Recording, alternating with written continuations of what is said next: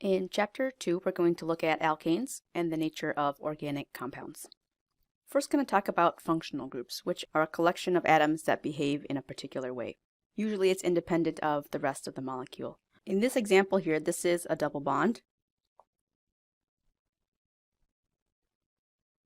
The functional group would be an alkene. Ethylene is the simplest alkene. It reacts with bromine to add two Brs across the double bond to give you a dibromination. This is a slightly more complicated molecule, but it still has that alkene here. So this is the alkene part of the molecule. The alkene will react with the same Br2, or the bromine, and will also add bromines across the double bond. So a functional group that of a particular type is generally predictable in its behavior. Like I mentioned in the last slide, an alkene is a double bond. They have a carbon-carbon double bond that characterizes them as an alkene. A triple bond of carbons, this is an carbon-carbon triple bond is an alkyne. So you can see here what the electron density looks like and also the bond angles. A six-membered ring with alternating double bonds, this is called an arene or an aromatic ring. Arenes have special bonds that are represented again by alternating single and double bonds in this six-membered ring. So these are functional groups that we'll see with multiple carbon-carbon bonds. The next collection of functional groups are those that with carbon singly bonded to an electronegative atom. So if you remember those electronegative atoms from the periodic table, include the ones surrounding fluorine. So if you have a chlorine or any other halogen, this is an alkyl halide. If you have an OH group next to a carbon, this is considered an alcohol. You have a carbon flanking either side of an oxygen, this is an ether. And one way to remember this is if you have a bunny on either side of an oxygen, this is an ether bunny. And this one over here is a phosphate, which you may remember from general chemistry. We also can have functional groups where carbon makes double bonds with oxygens. The carbon double bond oxygen, specifically this is a carbonyl. Depending on what is on either side of the carbonyl will determine what the functional group is. If you have a carbon group here with a hydrogen on this side, this is an aldehyde. If you have a carbonyl with carbons on either side, this is a ketone. A carbonyl with an OH on one side and a carbon on the other is a carboxylic acid.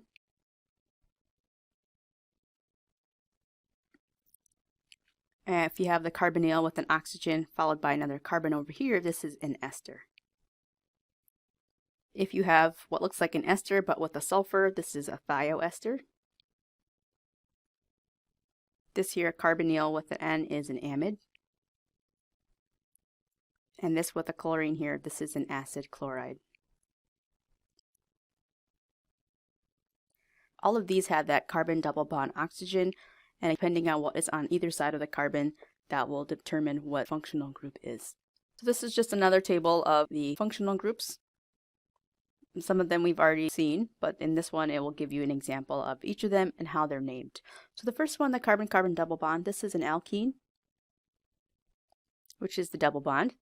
It has an ene ending. An example of this is ethene. We also encountered an alkyne, which is the carbon-carbon triple bond ending in "-ine", has ethyne as the simple one. Ethyne is an example there. There's the arene, or the aromatic group. An example is benzene.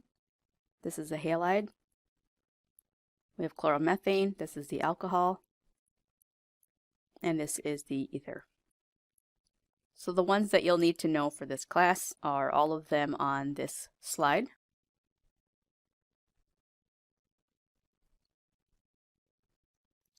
If you have an SH, this looks like the alcohol but was with sulfur. This is a thiol. This is a sulfide. It looks like an ether, but there's an S in between there. We also have a disulfide. We already saw the carbonyl. The carbonyl is the larger umbrella of the functional groups, and again, Whatever's on either side of the carbonyl will determine the functional group. So the first one we have here is with the hydrogen, that is the aldehyde. This is the ketone. So on this slide you should know thiol, aldehyde, and the ketone. If you have the carbonyl with the OH, this is a carboxylic acid. This is the ester, amide. This is an acid anhydride. This is an acid chloride. And you're responsible for knowing the first three here. This first one, which you might see in biochemistry or later this semester, is a monophosphate. An amine is a compound with a nitrogen attached to it. If you have a carbon double bond nitrogen, this is an imine.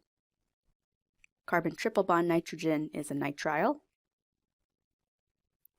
And NO2 group is a nitro group. You should know the nitrile and the amine. Moving on to alkanes. An alkane is a compound with a carbon-carbon single bond and CH bonds only. So there's no functional groups here.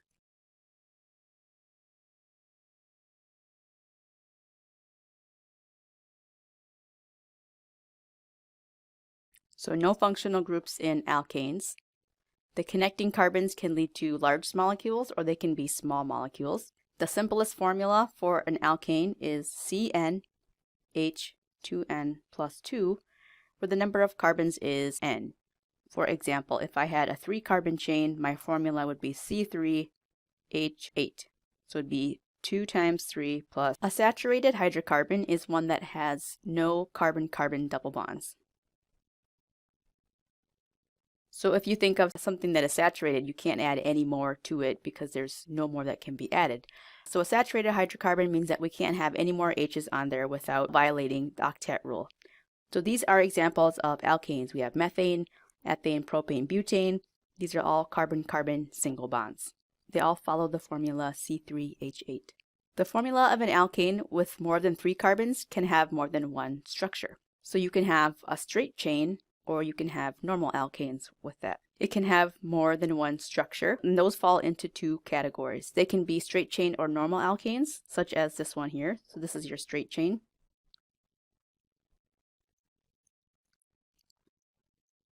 And that means that all of the carbons are in a row with each other.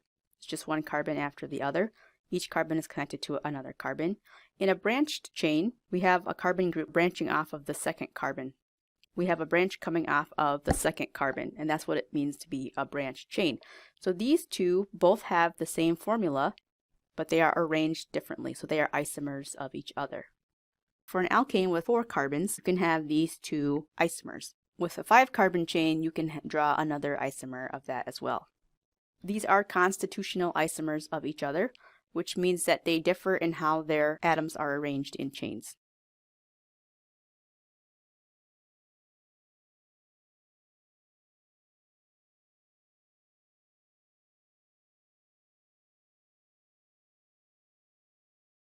So if you were to think of your body and your limbs, your regular functioning body part is one that would be one isomer.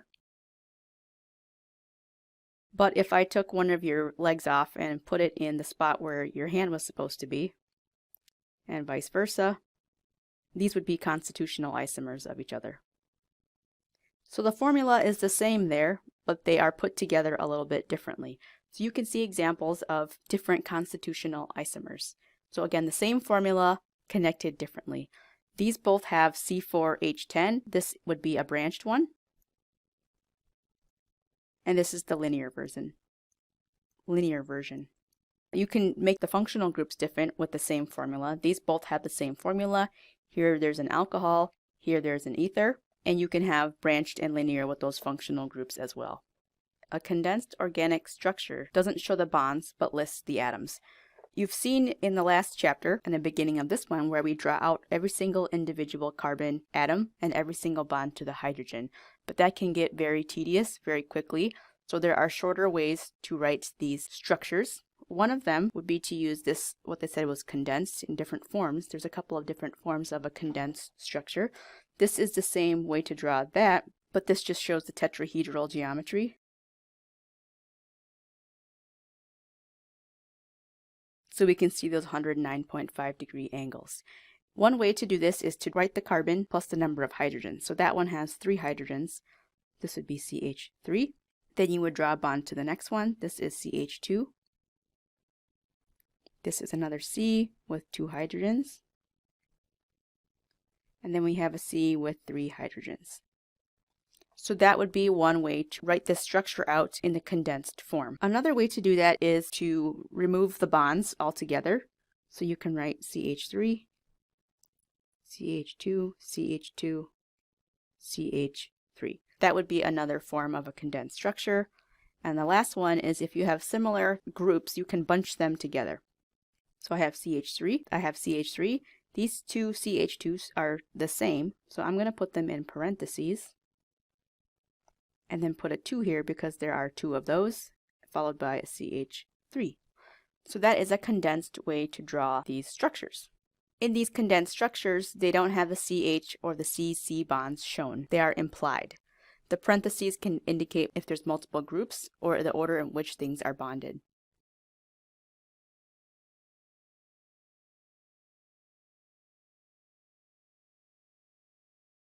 So the CH bonds and the CC bonds are implied.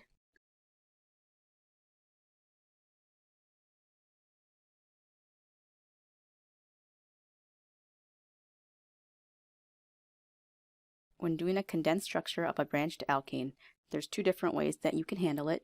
So we have a CH3 here, and I'm going to leave the bonds out. There's a CH2 next. This is a CH, and there's a CH3 group coming off of it here.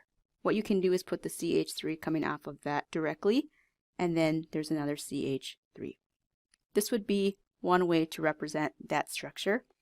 The other thing that you could do, you have a CH3, a CH2, a CH, that part is the same. But if you notice on this carbon, there are 2 CH3 groups, so you can use the parentheses CH3 and put 2 of them there.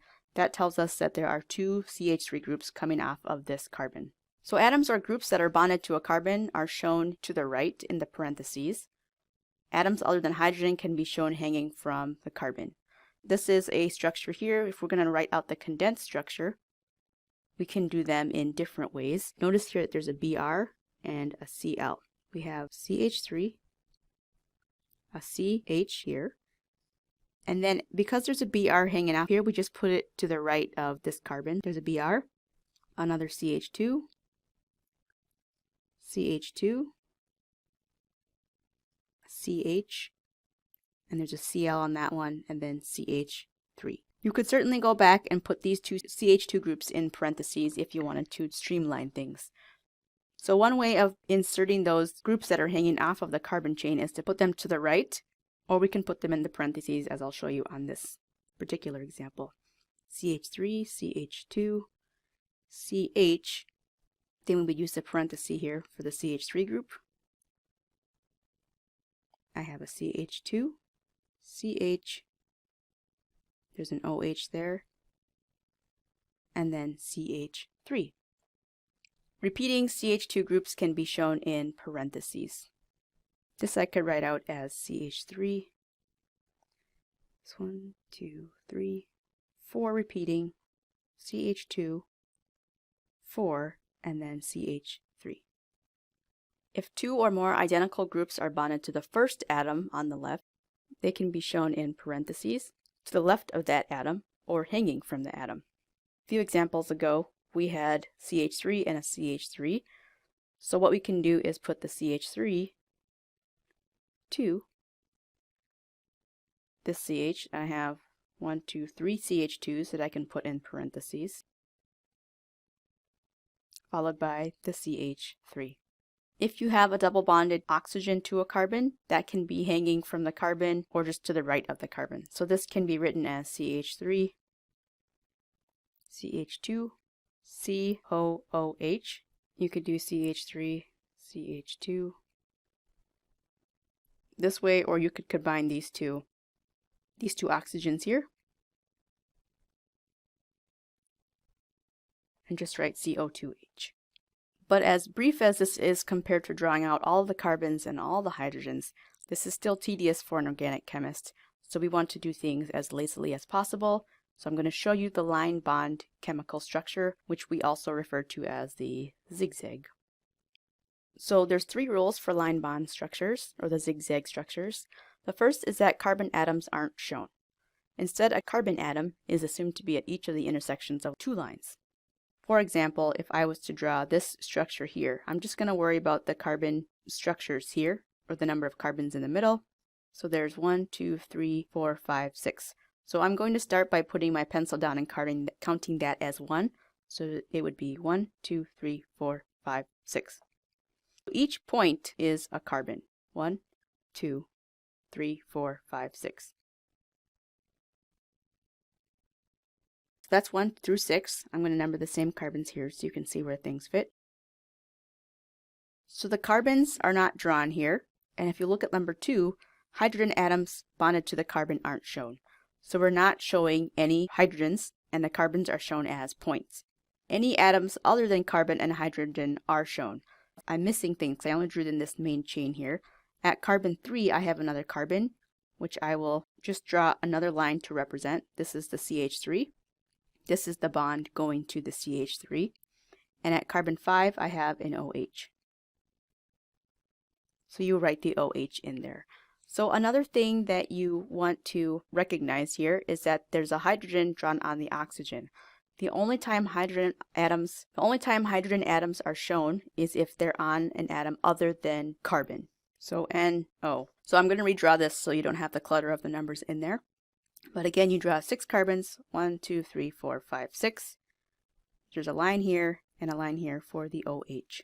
So if we're to practice drawing the zigzag structures for these things, you can start wherever you want that makes sense to you. So I like to start with the longest main chain here. There's 4 carbons, so 1, 2, 3, 4. There's a double bond between the first set, so we just used a line to show the double bond. So those are the 2 double bonds in isoprene, and I have a CH3 group coming off of there. So that's how you would do that one. This one looks kind of tricky because it's in a cyclic structure. We have 6 carbons, so I draw 6 carbons in a ring. There's a CH3 group coming off of there. So that would be the methyl cyclohexane. If you're drawing something where they don't give you the shape and it's from the condensed structure, then I can just count up my carbons again. I have 1, 2, 3, 4, 5. So 1, 2, 3, 4, 5. I'm going to double check again. There's 1, 2, 3, 4, 5. On the 5th carbon, I have an OH. So if you have atoms other than carbon, again, you have to draw those in and put the hydrogens on there if it's not a carbon. This one is a CH3 with 4 CH2s in between, followed by a CH3. So I have 1, 2, 3, 4, and then a CH3. So there's a CH3, 1, 2, 3, 4 CH2s, and then another CH3. So you can go ahead and pause on this one now that you've seen a couple of practice problems. Try to do this set of problems before coming to look at the answer. If you have groups that are coming off like the CH3s, you can ignore those when you're counting the chain. So I have 1, 2, 3, 4, 5, 6, 7. 3, 4, 5, 6, 7. And on the 1, 2, 3, 3rd carbon, I have a CH3. On the 3rd carbon from this end, I have a CH3. So that's what that one would look like. Here I have a CH3 with 3 CH2s. So 1 and then 1, 2, 3. An oxygen and then a CH3. So CH3, CH2, CH2, CH2, O, CH3. This one has an NH, which you have to draw in because it's on N. CH2, CH2, CH3. Working backwards, we want to look at the molecular formula for each of these. So going from the zigzag structure, you want to figure out how many carbons and hydrogens are in each. So if I count up the points, I have 1, 2, 3, 4, 5, 6, 7, 8. So C8. To determine the number of hydrogens, you want to use your rule of carbon makes 4 bonds to figure that out. So on this carbon right here, it's making a bond to one other carbon, which means it needs to have as many hydrogens to make it happy. So 4 minus 1 is 3, so this has 3 H's here. This carbon is making a bond to 2 other carbons, which means there's 2 spots left. There's 2 H's here. This carbon's making a bond to 3 other carbons, so there's 1 H here. This carbon's making a bond to 3 other carbons, there's 1 H here. This is 2, has 2, so this is 2H. This is 2H. This is 2H. That was 1H, and this is 3 H's. So 3, 6, 7, 8, 9, 10, 11, 12, 13, 14, 15, 16. And you would go about doing the same way for the other structures. 1, 2, 3. This is making 1 bond, there's 3 H's. 2, this would be 2 H's. 1 H, 2 H, 2 H, 2 H. 2, 4, 6, 8, 9, 12. C9, 3H, 2 bonds here, so it would be 2H. This is 3 bonds. 2, 2H, 2H, 1H, 3H, 2H, 2H. So we have 3, 6, 7, 8, 9, 10, 11, 12, 13, 14, 15, 16, 17, 18.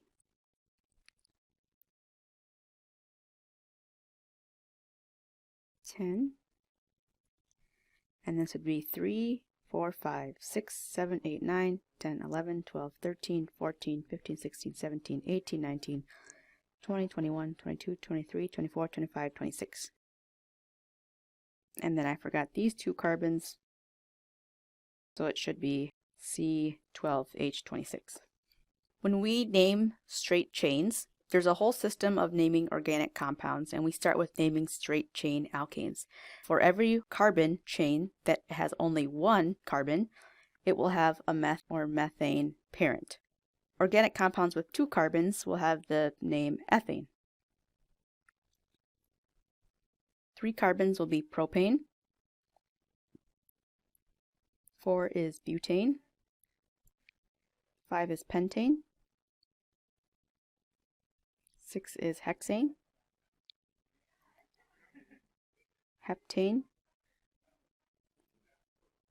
This is octane for 8. 9 is nonane. 10 is decane. You don't need to memorize the undecane through tricontane to the 10 through or the 11 through 30, but you should know 1 through 10.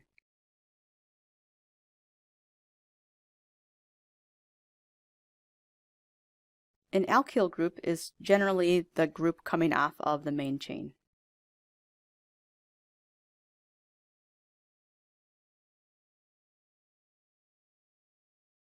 These can sometimes be abbreviated with an R, which is for rest of the molecule. To name an alkyl group, we replace the ane ending of an alkane with the eel ending.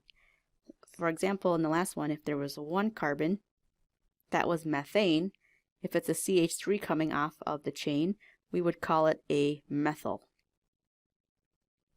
So you took the ane off of methane and replaced it with the YL methyl ending. So that line is coming off of something. For the CH2, CH3, that has 2 carbons, which had an ethane. This becomes ethyl.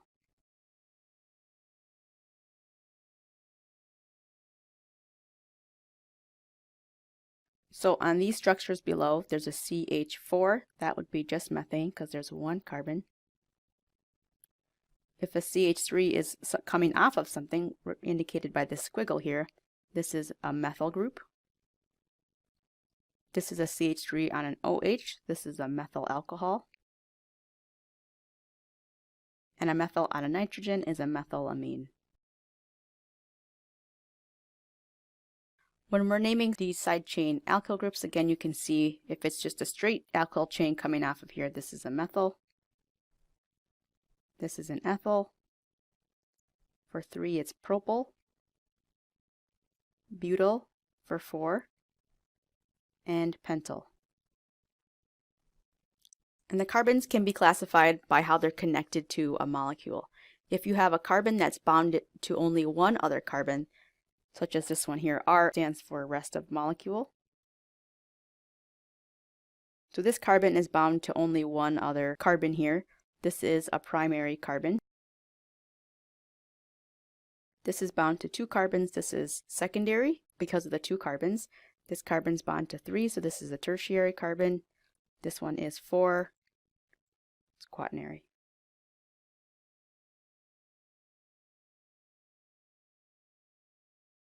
For the first line here, we have propane, which is the straight chain, 3 carbons. If it's 3 carbons coming off of something, it's a propyl. This is a linear. If you have a branch chain, then the naming will change a little bit. This also looks like a Y.